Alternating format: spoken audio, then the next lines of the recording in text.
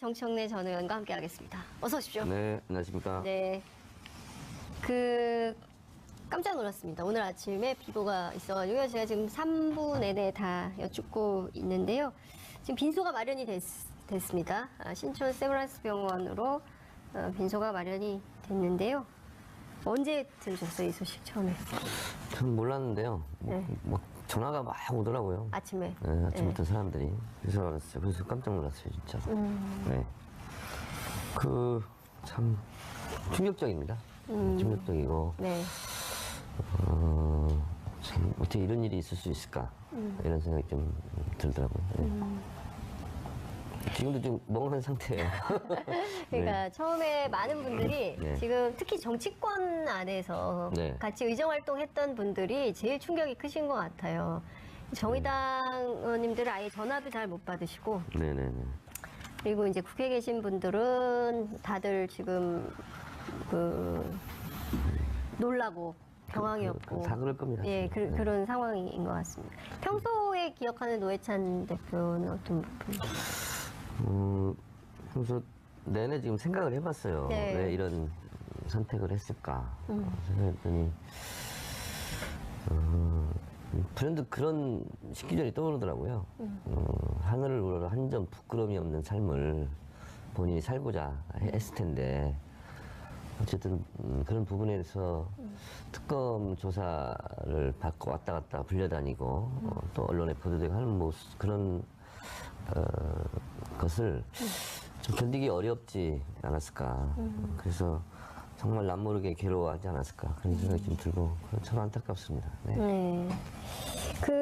이 특검이 원래는 김경수 의원 당시에 네네. 그리고 드루킹 네. 그리고 대통령 선거 때 매크로를 돌렸냐 안 돌렸냐 뭐 이게 쟁점이었던 거잖아요. 네. 그게 왜 갑자기 노회찬 의원을 조사하게 된 거죠? 그러니까 드루킹 관련 조사를 하다 보니 네, 연관된 사건으로. 뭐 자금 흐름을 추적을 했을 거고 네. 자금 흐름 추적 과정에서 이런 것이 이제 포착이 될 수 있는 거죠. 그러다 보면 뭐 그런 과정에서 이제 노회찬 의원에게 네. 이렇게 흘러간 정황이 이제 포착되고 이러면서 수사가 시작되고 또 그러면서 노회찬 의원 관련설이 이제 연일 보도가 되고 그러면서 본인이 그냥 이런 선택을 한 것 같습니다. 네. 허익범 특검이 오늘 11시 반에 오전 11시 반에 기자회견을 했는데요. 관련 수사를 잠정 중단하겠다는 입장이 나온 것 같아요. 근데 노회찬 의원 관련 부분은 이제 수사를 하고 싶어도 할 수도 없고 네. 그런 상황인 것 같고요. 네. 그리고 이제 이런 좀 어떻게 보면 충격적인 일이 벌어졌는데 네. 특검인들 뭐 네.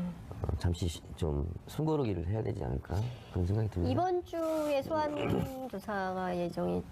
뭐 그랬던 걸로 네. 알고 있습니다. 네.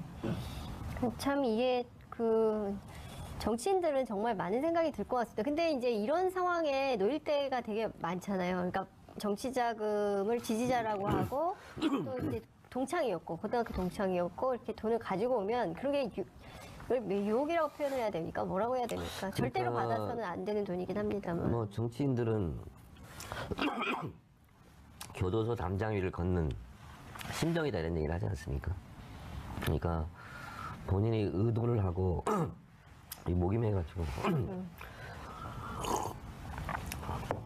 뭘 요구하고 그러서는 아니라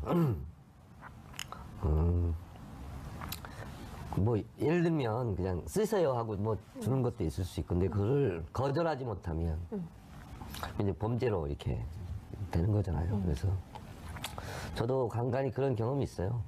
아니 뭐 그냥 쓰세요 이렇게 그때는 정말 안면몰수하고 거절하지 않으면 낭패를 보는 경우가 많이 있죠. 그래서 이게 뭐 비단 노회찬 의원의 경우만은 아니고 정치인들이 흔히 겪을 수 있는 그러니까 어떻게 보면 덫에 빠지는 거죠. 이렇게. 덫에. 네. 그러니까요. 근데 그리고 또 약점을 잡기 위해서 일부러 이렇게 접근하는 그렇게 하는 사람들도 있고. 그런 사람들도 있을 수 있고. 예. 네. 정말 정치가 그러니까 예를 들면 이런 거예요. 어느 식당에 가서 이렇게 윗도리를 벗어났는데 네. 화장실 갔다 오니까 네. 집에 가다 보니까 봉투가 들어있다. 예를 들면 그러니까 회식할 때 뭐 밥 먹자고 그러면 해서 그걸 반드시 돌려줘야 되잖아요. 그렇죠. 근데 이제 뭐 돌려줄 방법이 없을 수도 있고 그럼 딱 걸리는 거예요. 그럴 때 어떻게 해야 돼요? 그럼 진짜? 약점이 잡히고 아, 그렇게 되는 거죠. 예. 그래서 이 거절을 잘해야 돼요. 거절을. 사양과 거절을 잘해야 돼요. 안 그러면 네.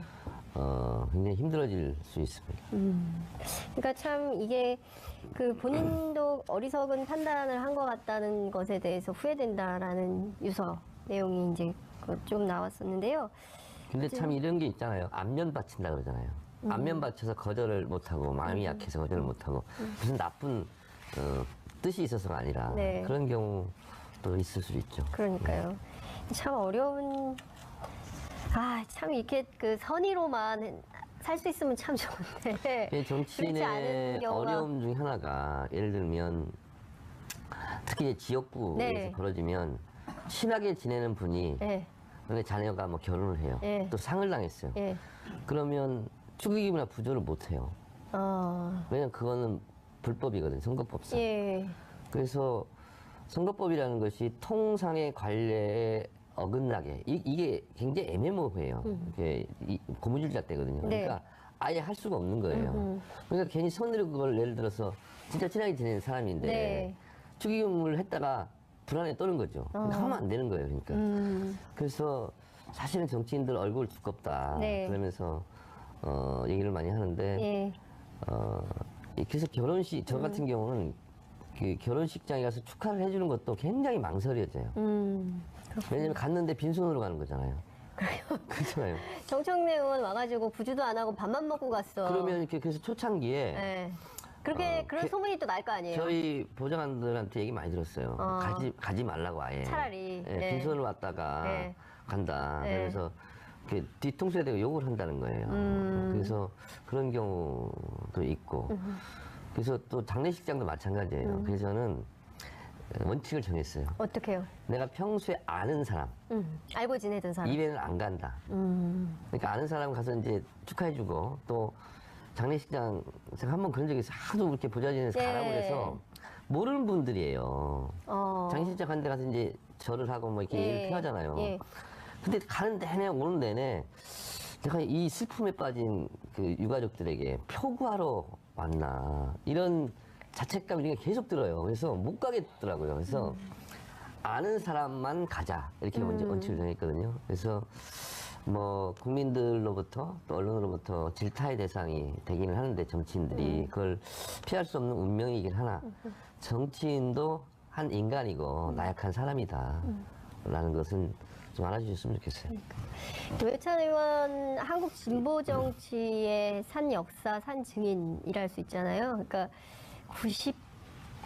90년대 초부터 진보정당 운동, 진정추, 그죠? 네, 진보정치연합, 그 다음에 민주노동당 거쳐서 네. 통합진보당, 정의당 여기까지 오기까지 사실상 한국의 진보정당 운동의 역사를 그 살아낸 분이라고 할 수 있는데 최근에 정의당 지지율이 오르긴 했지만 이번 일로 진보 정치 혹은 진보 정당 내부에 상당히 큰 영향을 미치겠죠. 노회찬 의원 자체가 진보 정치의 아이콘. 상징어였어요. 예. 그리고 노회찬 의원이 이제 국회의원에 처음 당선된 것이 17대 국회 비례대표 네. 민주노동당 의원으로 진출했거든요. 그때 같이 하셨나요? 네, 그렇습니다. 예. 그때 민주노동당 10번으로 당선됐는데 예. 굉장히 상징적인 당선이었어요. 그러니까 노회찬 의원이 당선이 안 됐으면 김종필, 네. 예, 그 김종필 그 전 총재가 예. 당선되는 거였어요. 근데 김종필 전 총재를 밀어내고 예. 민주노동당 노회찬 의원이 당선됐어요. 굉장히 어떻게 보면 극적이었고 네. 물러가는 사람과 새로 국회에 오는 사람이 상징적으로 대비됐던 그런 거거든요. 7대 때 민주노동당 의원들 진짜 활약이 대단했었습니다. 굉장히 스포트라이트도 많이 받고 또 의정 활동들도 다 열심히 했고 했죠. 그랬는데요. 그 중에서도 노회찬 의원은 발군이었죠. 그러니까 비례대표 국회의원 진출하기 전에 TV 토론에 나가서 삼겹살 판을 뒤집어야 판을 된다. 뒤집어야 된다. 예, 그걸로 판을 바꿔야 굉장히 된다. 화제도 이렇게 맞아요. 일으켰고 예. 그 이후로 뭐 현재까지도 굉장히 촌철살인 그리고 그 달변 굉장히 국민들로부터 많이 사랑을 받았는데 그래서 더 충격이 큰 것 같습니다. 예. 오늘 썰전 녹화라고 그러더라고요. 아 네, 그렇습니까? 오늘 썰전이 녹화인데 못 간 거죠. 그렇죠. 네.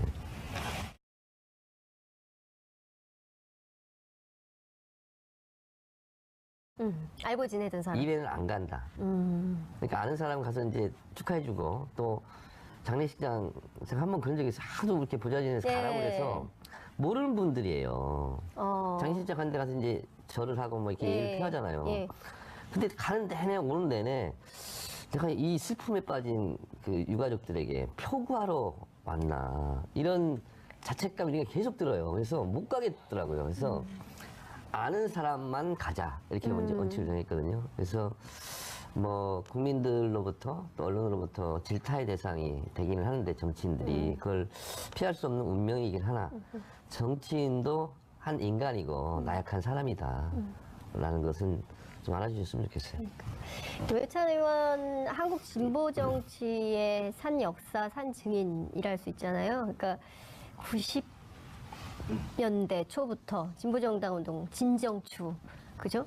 네, 진보정치연합, 그 다음에 민주노동당 거쳐서 네. 통합진보당, 정의당 여기까지 오기까지 사실상 한국의 진보정당 운동의 역사를 살아낸 분이라고 할 수 있는데 최근에 정의당 지지율이 오르긴 했지만 이번 일로 진보 정치 혹은 진보 정당 내부에 상당히 큰 영향을 미치겠죠. 노회찬 의원 자체가 진보 정치의 아이콘. 상징어였어요. 예. 그리고 노회찬 의원이 이제 국회의원에 처음 당선된 것이 17대 국회 비례대표 네. 민주노동당 의원으로 진출했거든요. 그때 같이 하셨나요? 네, 그렇습니다. 예. 그때 민주노동당 10번으로 당선됐는데 예. 굉장히 상징적인 당선이었어요. 그러니까 노회찬 의원이 당선이 안 됐으면 김종필. 정청래 전 의원과 함께하겠습니다. 어서 오십시오. 네, 안녕하십니까. 네. 깜짝 놀랐습니다. 오늘 아침에 비보가 있어가지고요. 제가 지금 3부 내내 다 여쭙고 있는데요. 지금 빈소가 마련이 됐습니다. 신촌 세브란스 병원으로 빈소가 마련이 됐는데요. 언제 들으셨어요, 이 소식 처음에? 전 몰랐는데요. 네. 막 전화가 막 오더라고요. 아침에. 네, 아침부터 사람들이. 그래서 알았어요. 그래서 깜짝 놀랐어요, 진짜. 네. 참 충격적입니다. 충격적이고. 네. 참 어떻게 이런 일이 있을 수 있을까 이런 생각이 좀 들더라고요. 네. 지금도 좀 멍한 상태예요. 그러니까 처음에 많은 분들이 네. 지금 특히 정치권 안에서 네. 같이 의정 활동했던 분들이 제일 충격이 크신 것 같아요. 정의당 의원님들은 아예 전화도 잘 못 받으시고 네네네. 그리고 이제 국회에 계신 분들은 다들 지금 놀라고 경황이었고 다 그럴 겁니다. 예, 네. 그런 상황인 것 같습니다. 평소에 기억하는 노회찬 대표는 어떤 부분? 그래서 내내 지금 생각을 해봤어요. 네. 왜 이런 선택을 했을까 생각했더니 브랜드 그런 식기절이 떠오르더라고요. 하늘을 우러러 한 점 부끄러움이 없는 삶을 본인이 살고자 했을 텐데 어쨌든 그런 부분에서 특검 조사를 받고 왔다 갔다 불려다니고 또 언론에 보도되고 하는 모습 그런 것을 좀 견디기 어렵지 않았을까. 그래서 정말 그 동창이었고 이렇게 돈을 가지고 오면 그런 게 유혹이라고 표현해야 됩니까? 뭐라고 해야 됩니까? 절대로 그러니까 받아서는 안 되는 돈이긴 합니다만. 뭐 정치인들은 교도소 담장 위를 걷는 심정이다 이런 얘기를 하지 않습니까? 그러니까 본인이 의도를 하고 이 목이 매가지고 뭘 요구하고 그러서는 아니라 뭐 예를 들면 그냥 쓰세요 하고 뭐 주는 것도 있을 수 있고 근데 그거를 거절하지 못하면 이제 범죄로 이렇게 되는 거잖아요. 그래서 저도 간간히 그런 경험이 있어요. 아니 뭐 그냥 쓰세요 이렇게 할 때는 정말 안면몰수하고 거절하지 않으면 낭패를 보는 경우가 많이 있죠. 그래서 이게 뭐 비단 노회찬 의원의 경우만은 아니고 정치인들이 흔히 겪을 수 있는, 그러니까 어떻게 보면 덫에 빠지는 거죠. 이렇게. 덫에. 네. 그러니까요. 근데 그리고 또 약점을 잡기 위해서 일부러 이렇게 접근하는 그렇게 하는 사람들도 있고. 그런 사람들도 있을 수 예. 있고. 네. 정말 정치가 그러니까 예를 들면 이런 거예요.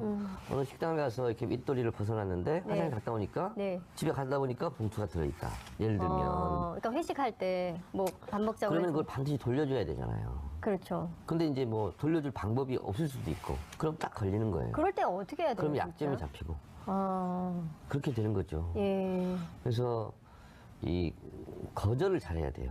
거절을. 사양과 거절을 잘해야 돼요. 안 그러면 네. 굉장히 힘들어질 수 있습니다. 그러니까 참 이게 그 본인도 어리석은 판단을 한 것 같다는 것에 대해서 후회된다라는 유서 내용이 이제 좀 나왔었는데요. 근데 참 이런 게 있잖아요. 안면 받친다 그러잖아요.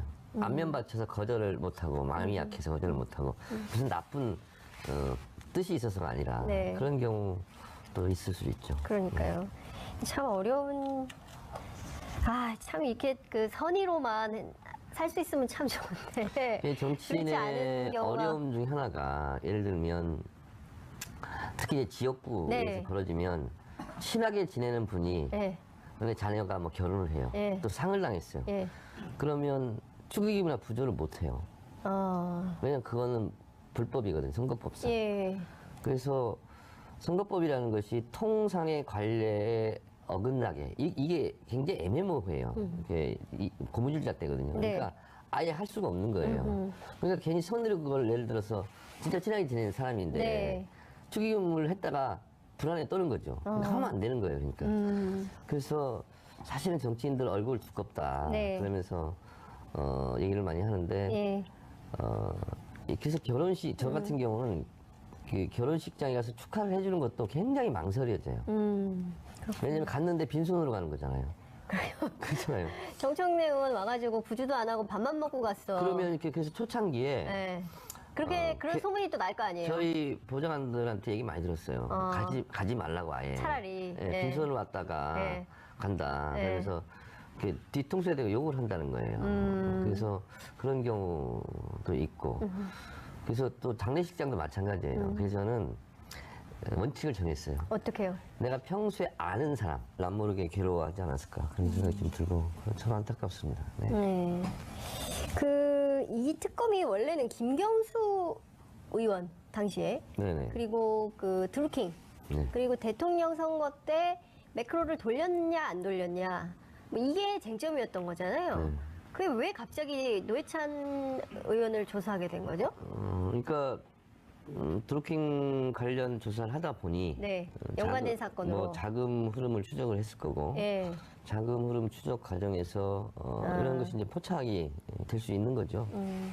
그러다 보면 뭐 그런 과정에서 이제 노회찬 의원에게 네. 이렇게 흘러간 정황이 이제 포착되고 이러면서 수사가 시작되고 또 그러면서 노회찬 의원 관련설이 이제 연일 보도가 되고 그러면서 본인이 그냥 이런 선택을 한 것 같습니다. 네. 허익범 특검이 오늘 11시 반에 오전 11시 반에 기자회견을 했는데요. 그 관련 수사를 잠정 중단하겠다는 입장이 나온 것 같아요.